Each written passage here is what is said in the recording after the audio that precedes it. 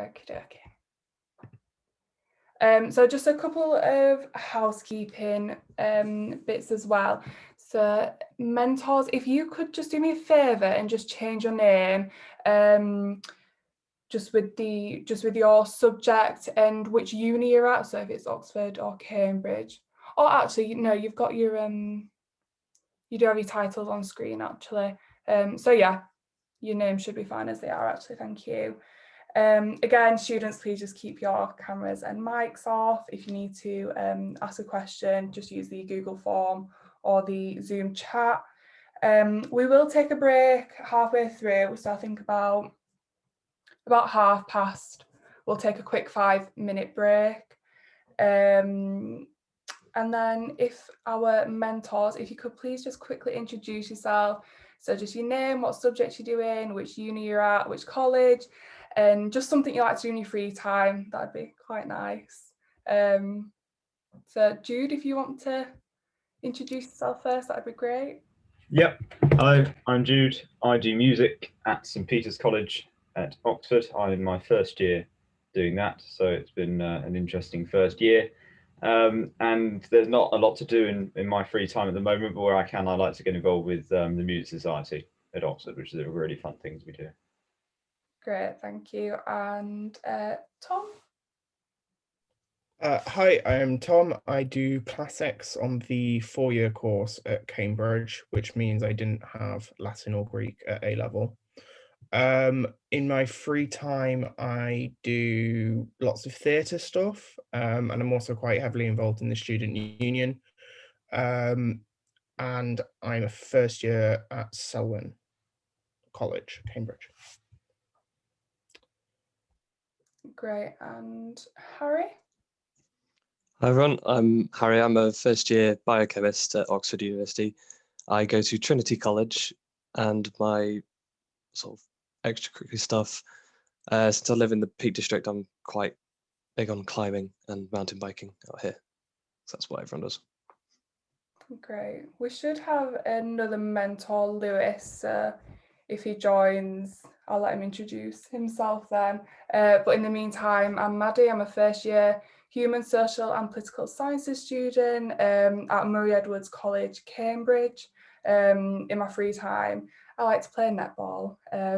But again, I haven't played netball in quite a few months because of restrictions. Probably like all of you, our free time activities have kind of been put on hold for now. We may as well start with the questions, and if Lewis joins, we can just get him involved as well. So mentors, are you all ready? Yeah, fab. Okie dokie. So we did have a couple of submitted questions already on the Google's form. So this first question I'll put out to Tom and Harry, if that's okay. And what is the best way to choose a college? Can I go? Yeah, Harry, go for it, yeah. I think probably the best thing you can do to try and decide on a college is visit it, which might be very hard given the current climate, but as soon as stuff starts to calm down a bit, I'm sure that Oxford will open themselves up much better. Like usually the open days are in July, sort of start July time. Possibly they will be open then, but it's also worth just going onto websites, seeing first of all which colleges do your course, and then they all offer virtual tours or sort of inside things. Maybe you could try and contact someone who you think might be in the college through your mentor. I don't know, but the best piece of advice is probably to just try and visit it in person. Great, thank you. And Tom? Yeah, I mean, I think visiting in person definitely gives you the best sense, because statistics only go so far when you're actually trying to get a feel for a place. I would advise against looking at application statistics. Don't worry about if 3 classic students got into the college the year before, because you think that might give you a better chance or whatever, just as an example.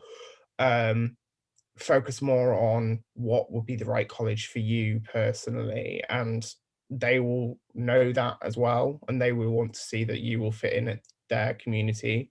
So it doesn't really matter who they have and haven't taken before. And the other thing I would say is see if they have social media accounts and try and follow on there, because that might give you a better idea of what the community's like. Especially in Cambridge, we have things called JCRs, which are like college level student councils, and they often do like takeovers, Q&As on their Instagram accounts, on their stories. So just kind of following them on there might be a good chance to kind of give you a better feel, and you might even be able to reach out and ask some questions to a student at that college. Yeah, that's great. I definitely agree with Tom there. After I got my offer, I then joined the Murray Edwards like social media and Instagram, and honestly, the amount of information that you can find out from social media is just fantastic. So even if you don't know what college you want to go to, just start following a few, and honestly, you get so much of a good feeling and such a good vibe just from the pages themselves. So thank you for that, guys. So the second question that was submitted, it's a very good question actually. Sort of in light of the pandemic and restrictions, progress on many extracurricular activities have been put on hold, such as Duke of Edinburgh. So are the applications team going to be sympathetic to this? And if Jude, you could answer that for me, and I'll probably do a bit as well. Yeah, it is a good question. A lot of Oxford tutors won't really look too deeply at your extracurricular activities, even in normal times. They're more interested in what are known as super curricular activities, which are sort of things you've done around your subject. So, for example, for music, that might be playing in an orchestra, or for PPE, that might be going to a debating society, those sorts of things. So I wouldn't worry too much if you haven't been able to do your Duke of Edinburgh. Is obviously unfortunate. But I wouldn't worry too much about it. Just focus on, trying to do things around your subject as much as you can. And even doing events like this and being able to talk about what you've learned of these on your personal statement shows that you're interested in trying to get into Oxford and Cambridge, and that can make a good impression to tutors anyway. Yeah, absolutely. I think one sort of thing to come out of this situation is that sort of like people's virtual presence is much greater now. So definitely take advantage of that, email people, get advice from them, current students. But even stuff like doing online courses such as MOOCs, they were sort of like encouraged before all this. So like when I was applying, so it's just more the reason to sort of get involved with those. So yeah, there's so much out there online. So don't be too sort of stressed about things that can't be done in person, as frustrating as that might be. So we'll move on to the next one. So this one is based on a myth, and we just want to sort of bust a few myths for you about Oxford and Cambridge. So the first one is being that Oxbridge is all work and no play. So I'm going to hand this to Tom and Harry again. So what has been your experience of the work-life balance being at Oxbridge? And Harry, if you want to start off for me, that'd be great. So I've only been in Oxford for one term in person so far. So the last term that we just finished, I've spent at home. So there's been almost no fun social life about that, living with family. So, but for the first term that we did have in person, it was a bit like working a full-time job, but then also having every bit of spare time you can get out of that. So weekends were always free, and the end of every day after maybe 4 or 5 p.m. was always free as well. As long as you're just sensible about the work that you can get, there's always a lot of free time that you can have. There is the idea that Oxford and Cambridge students just work all the time and don't have any time for social life or anything is just not true, because people will make time for it even if they do have work, which is what I've seen some people do, which is always fun to see.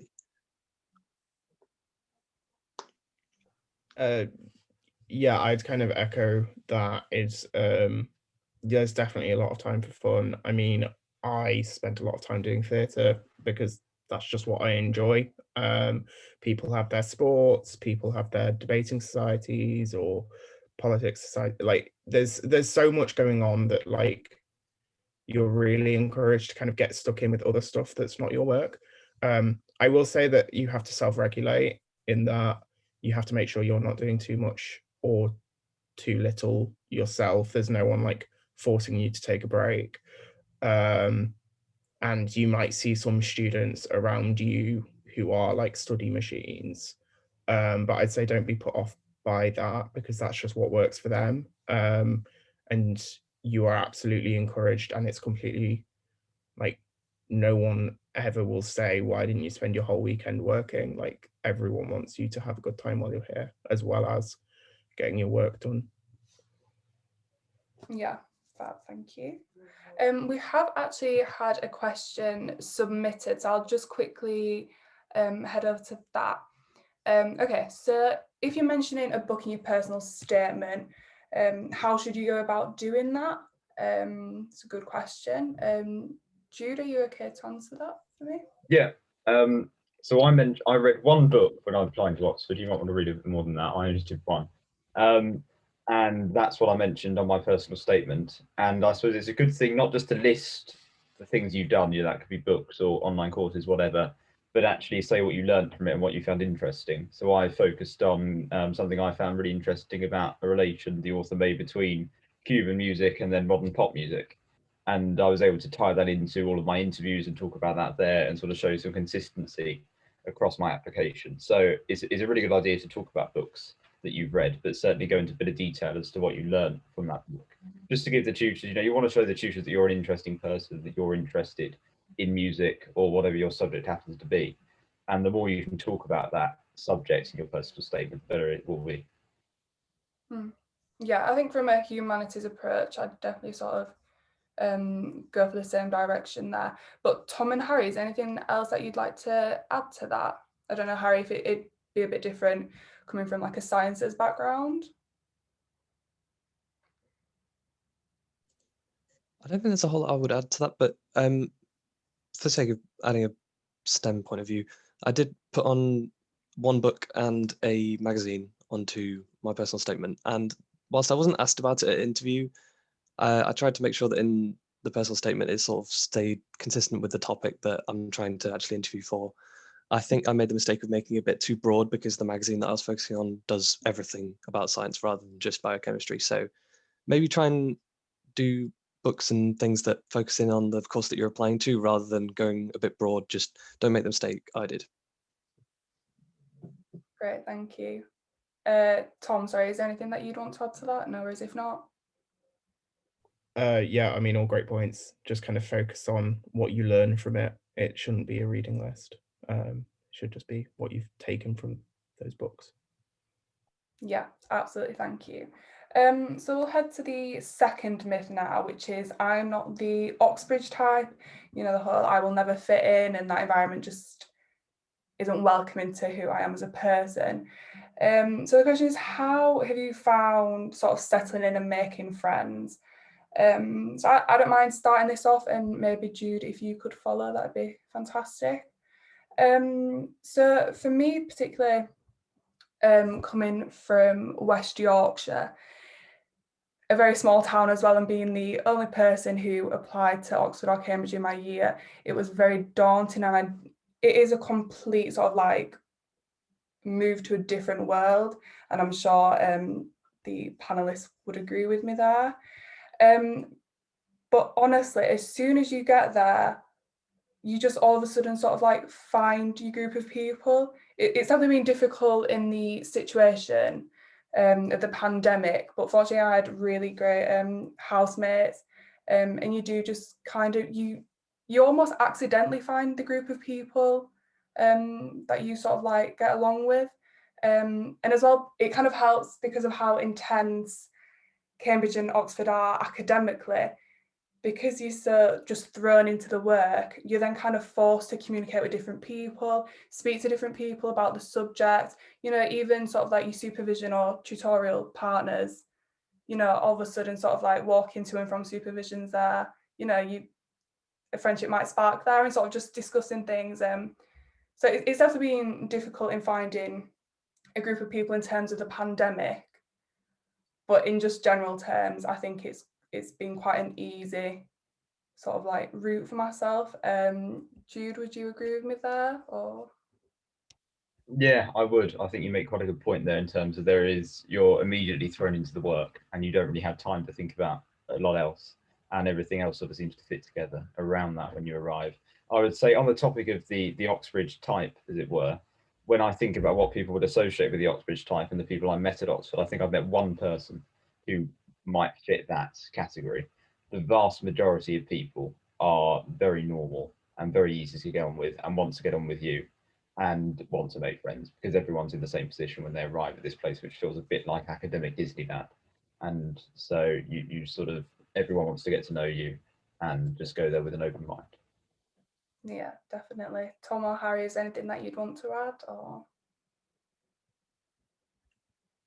I just say another great thing is there's lots of societies for people from kind of minority or kind of disadvantaged backgrounds. There's a Northern Society, a Scottish Society, Welsh Society, Afro-Caribbean Society, Bangladeshi Society. Like, if you think you won't fit in because of where you're from or anything like that, there are absolutely other people like you already at Oxford and Cambridge, and those societies are there, and they're really great to, like, I'm part of the Northern Society, I'm from North Yorkshire, and they're, if you ever just kind of want to touch base with kind of where you're from, they're really wonderful. And yeah, but like, whatever you think the Oxbridge type is, there's people like you who are already here.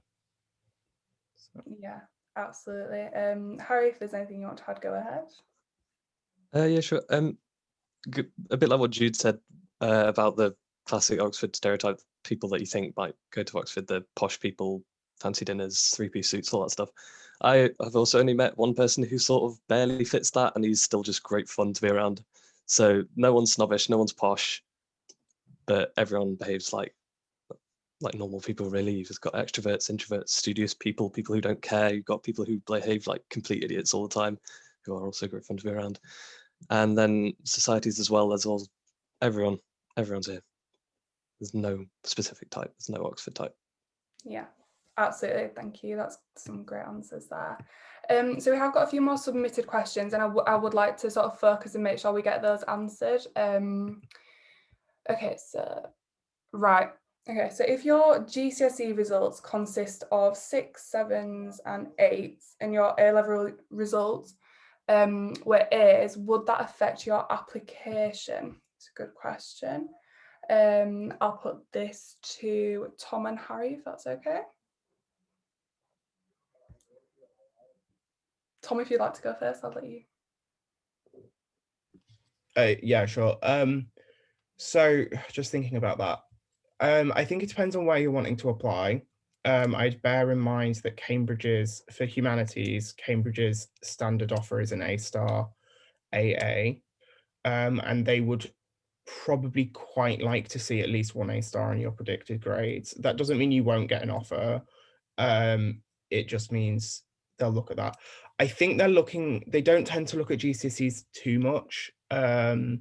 And I think especially if you're in currently year 12, you won't have actually sat your GCSEs, I don't think.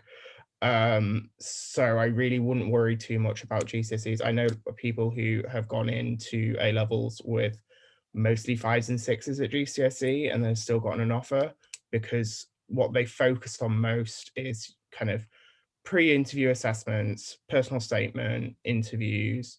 They care what you're doing and how you're working now.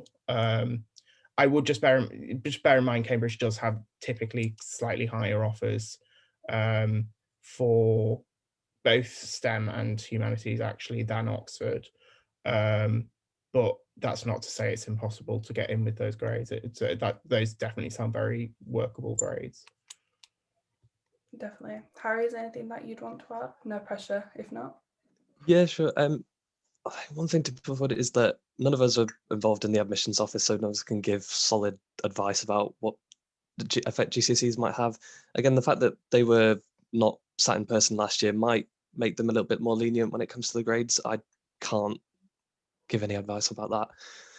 But again, same with Tom. I don't think I've heard of anyone in Oxford who got an offer that didn't have an A-star on it. So if, like you said, the A-level grades that you've been given are A's, then maybe it's just a bit better to try and get just 1 up to an A star before you start writing a UCAS application, because it will just make your chances of much better.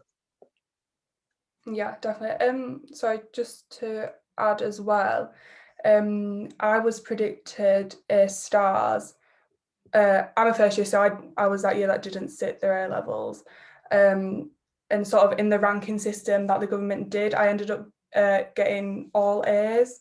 So I'm probably one of those slight anomalies who didn't actually meet their offer, but still managed to get in. But I think it's very situational, and obviously it was a big sort of issue in the summer about results as well.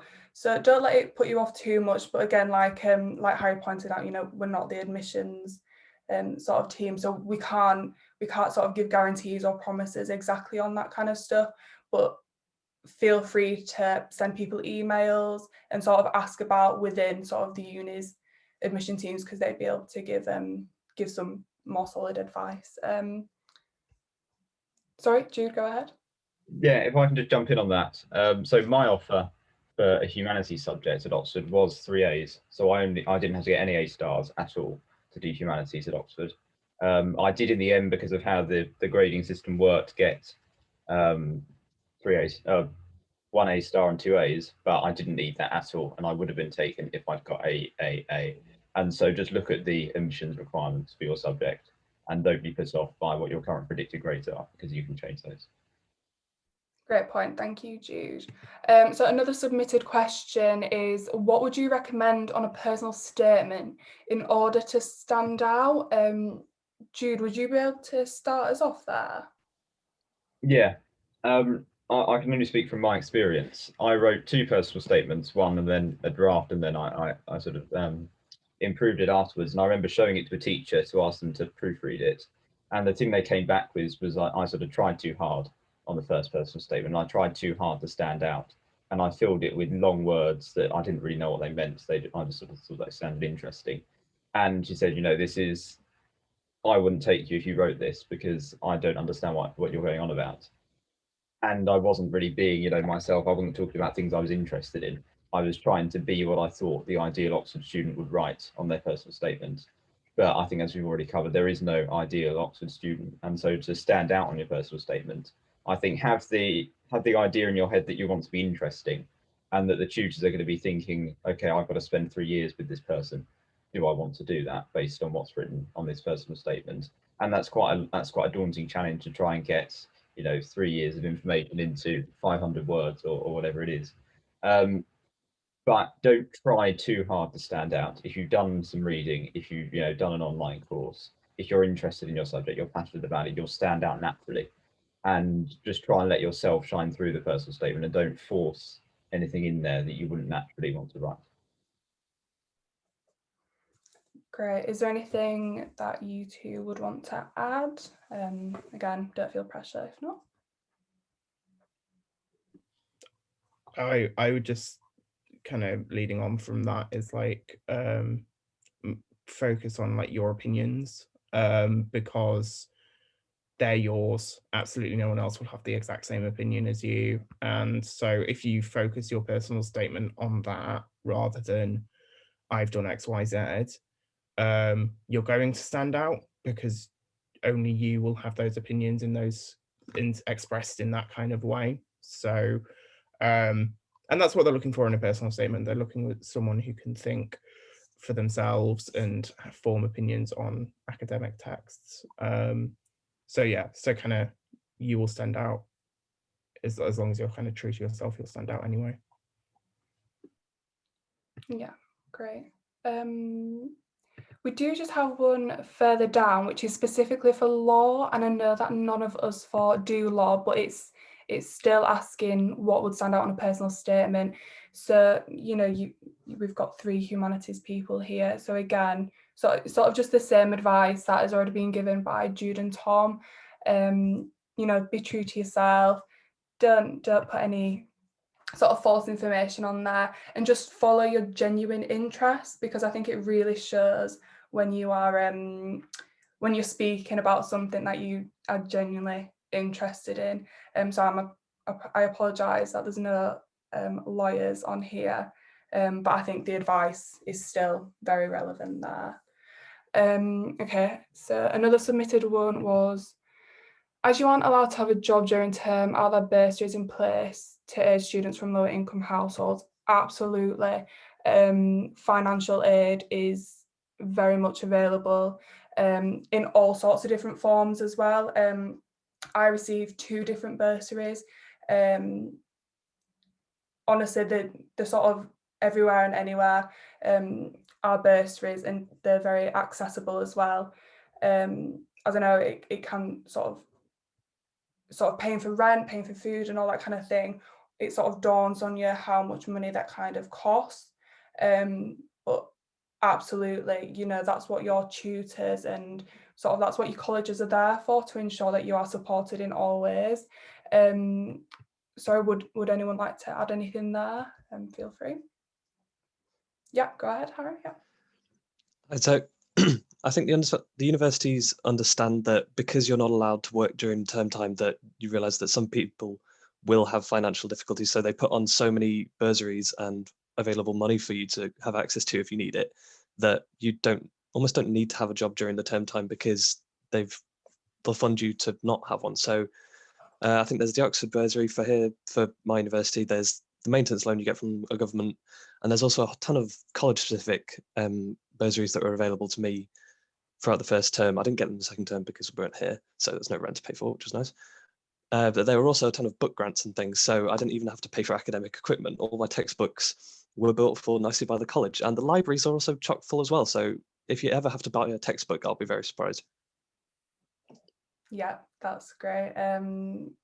Tom or Jude, if you've got anything to add, go ahead. But again, no worries if not.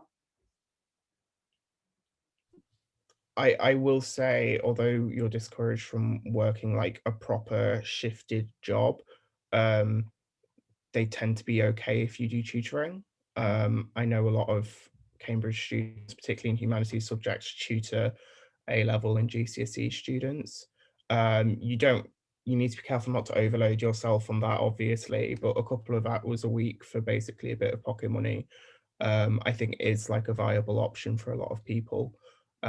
Especially if, I think some people kind of just miss out on quite a few bursaries. I'm kind of like that, where I just miss out on being eligible, so I could do with like just a little bit more. But they also like they try and make sure that like you're covered and whatever. But like I will say, like if you do need it, like that you could do tutoring. It's not like out of the realms, and also that's just good job experience because you might want to go into teaching.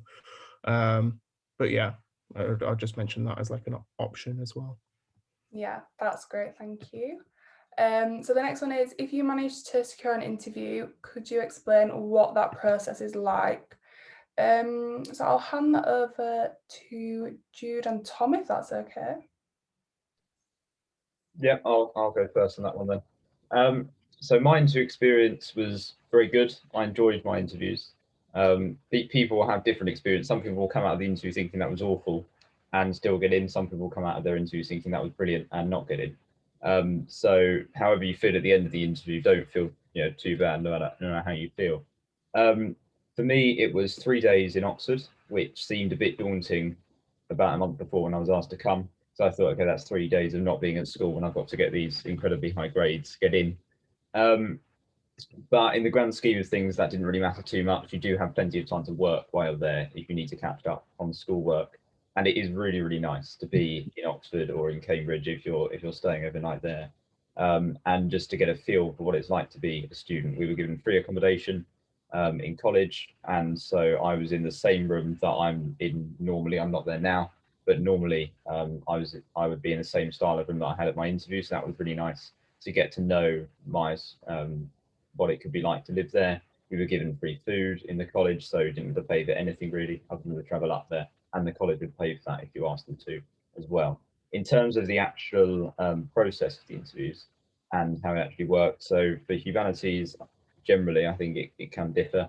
I was given a book to read, or a sort of chapter from a book, about half an hour before the interview, and I was also given a piece of music to look through. And then I had to go in the interview and just talk about those. And one thing that's really good to do is if you can bring other sources or other information that you have into the text you've got there. And so I'm really interested in film music, and I managed to sort of turn everything they gave me into film music, which is very useful for me because it meant that I could talk about something I knew about rather than something I didn't know about necessarily. So that's a good trick to try and use if they give you something that you've never seen before. See if you can try and tie it into stuff that you already know and want to talk about. Great, thank you. Tom, you want to go ahead? Yeah, so I know Oxford tend to do their interviews over a few days. Cambridge tend to try and get you all in one day.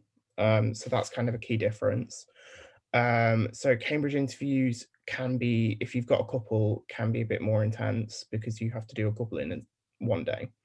But they will also give you overnight accommodation if, for example, you've got like a 9 a.m. one. I think one of mine was at 9. So I got overnight accommodation the night before to kind of make sure I wasn't rushing, I wasn't having to travel down, especially because I live quite far away. And I would say kind of make the most of your time in the cities there, like outside of the interviews. I went to Cambridge has the Fitzwilliam Museum. It's a really lovely museum. I tried to make sure like when I had a bit of free time, I had like an hour around there just to kind of get an idea of like what kind of an environment you're going into. And in terms of actual interviews themselves, it was very much the same story of kind of, I was given bits and pieces to read. And you direct the interviews a lot of the time, like Jude was saying. You can direct them towards your own interests. I will say that like, there's no point in looking up like prior interview questions or whatever, because absolutely no two interviews are the same. Different colleges run it differently. Different interviewers within the same college will run their interviews slightly differently. And that's nothing to be scared of. That's just kind of, everyone has their own way of doing things and the interviewers are no different. And some might focus on your personal statement more, some might focus on a source that they give you. And you just got to kind of, I think the best thing is like not to be too rigid in your mindset and just kind of roll with the punches and just kind of go with whatever's thrown at you, and then you can't go wrong really. And they're never trying, I think one key thing is they're never trying to catch you out. I think there's a lot of kind of fear mongering online of like, they'll offer you tea or coffee, and if you choose tea, you're going to get rejected or something really ridiculous like that. That's not true. They like, if they offer you tea or coffee, just say yes or no and have what you want. Like, they're not trying to catch you out. They really want to work with you, and don't be afraid to be wrong. Interviewers, if you say, oh, actually, I think I misunderstood that, misremembered that, they're not going to hold that against you because you are an A-level student and they've done 20, 30 years in academia. Like, they're not going to mind that you aren't on, you don't know everything they do. They would rather you kind of self-reflect and like be aware and like learn in the interview. Yeah, so kind of that kind of flexibility, rolling with punches, changing your mindset when you realize you might have misunderstood or misspoke or whatever. I think that's kind of the best way to kind of approach the interviews. So yeah. Yeah, definitely. I think it's worth noting as well, the interviews are kind of supposed to mirror what a supervision / tutorial is like. So again, they're just looking at how you think and if your sort of like learning style will fit their teaching style. So don't overthink it too much. It's generally just supposed to be an academic conversation. But I am worried that Harry is coming from a STEM background. So is there anything different and important that you think we should add there, Harry? I think, well, the differences between the humanities that you guys have interviewed for and mine would be that they're all academic questions. There was almost no personal statement stuff, but don't rely on that.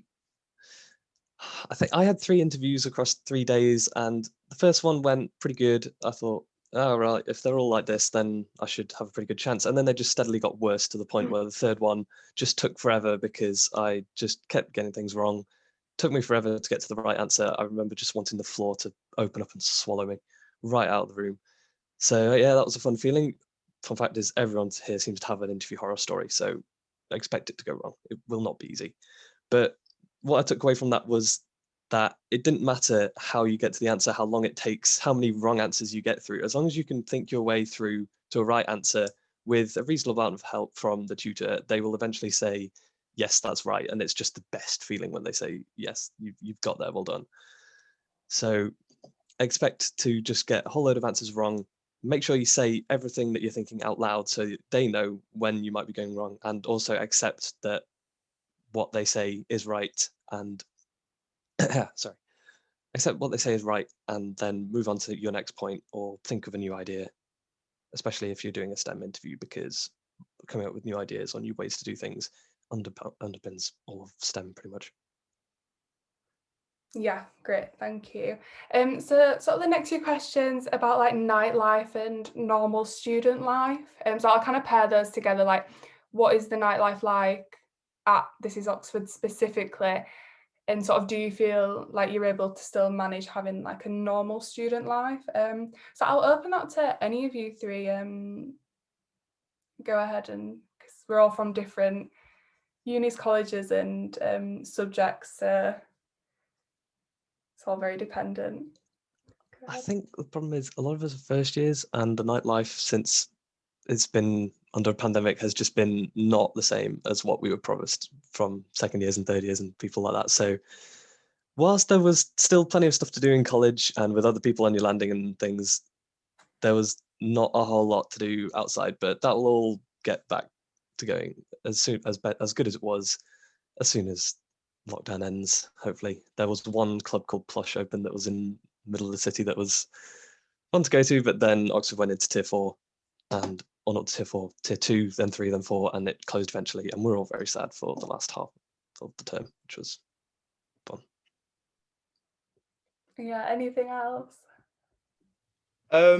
I would say that like Oxford and Cambridge students really want a nightlife. Like I just like all the first years have kind of been a bit deprived of it this year, but like no matter what's kind of going on in the wider world, like the students find a way to like make it work. And I think when COVID kind of lifts, that's not going to go away. I think unfortunately in Cambridge we've lost 2 clubs. I think we only had 4 to begin with.